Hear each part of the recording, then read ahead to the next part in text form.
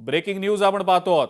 परभणीमधला आढावा आपण पाहिला, मात्र सांगोल्यातली ही ब्रेकिंग न्यूज। महूद गटातनं शिवसेनेचे दादासाहेब लवटे हे आघाडीवर आहेत। मंगळवेढ्यातील भाजपचे रमेश भांजे हे आघाडीवर असल्याचं समजतंय। सांगोल्यामध्ये महूद गटातनं दादासाहेब लवटे शिवसेनेचे उमेदवार आहेत, ते सध्या आघाडीवर असल्याचं समजतंय। महूद हे गाव शहाजी बापू पाटलांचं मूळ गाव आहे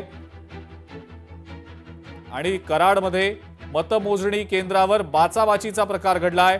पोलीस आणि उमेदवारांमध्ये ही बाचाबाची झालेली आहे। कराडमध्ये मतमोजणी केंद्रावर बाचाबाचीचा प्रकार घडलाय।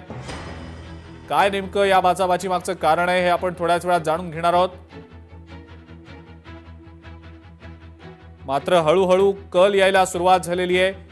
कराडमधल्या मतमोजणी केंद्रावर पोलीस आणि उमेदवारांमध्ये बाचाबाची झालेली आहे। उमेदवाराला मतमोजणी केंद्रावर पोलिसांनी प्रवेश नाकारल्यामुळे ही बाचाबाची झाल्याचं समजतंय। निवडणूक निर्णय अधिकाऱ्यांचा जाहीर निषेध यावेळेला करण्यात आलाय। लोकशाही मराठी ऐका, पहा, जागरूक रहा।